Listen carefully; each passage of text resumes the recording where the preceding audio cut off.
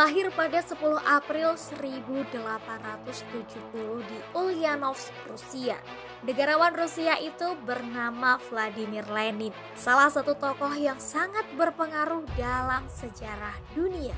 Seorang tokoh pendiri partai politik Bolshevik, di mana ia adalah seorang pemimpin revolusioner yang sukses memimpin transformasi Rusia dari negara yang sebelumnya diperintah oleh kaisar menjadi Uni Republik Sosialis Soviet. Nama lengkapnya adalah Vladimir Ilyich Lenin, seorang anak yang lahir dari keluarga Ulyanov. Ayahnya Ilya Nikolaevich Ulyanov adalah seorang pejabat tinggi di dunia pendidikan di daerah tersebut. Karena di sana menjunjung tinggi seorang petinggi pendidikan, ayah Lenin masuk menjadi seorang bangsawan Rusia. Oleh karena itu, Lenin tumbuh dalam keadaan yang cukup enak.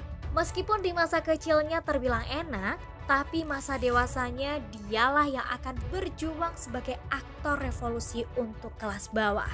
Lenin muda adalah seorang yang mulai mengembangkan pandangan politik ekstrim yang radikal dalam membaca atau berdialektika tentang bentuk pemerintahan Rusia yang ada saat itu.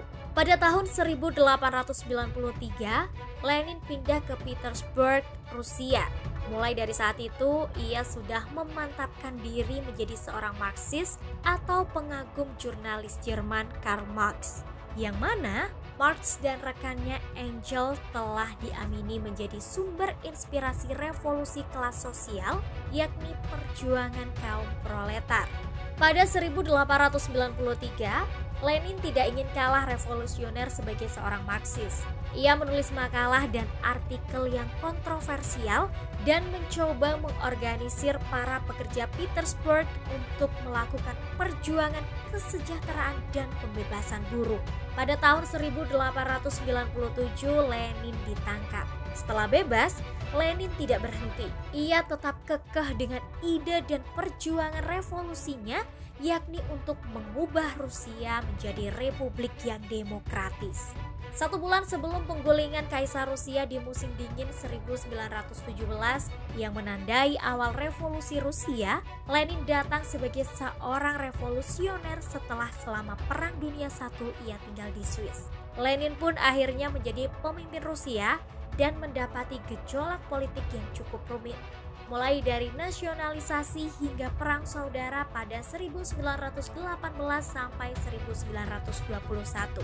Dalam periode kepemimpinannya, ada yang mengatakan bahwa Lenin adalah seorang diktator dan ada pula yang mengatakan bahwa ia selalu berada dalam ranah sosialis.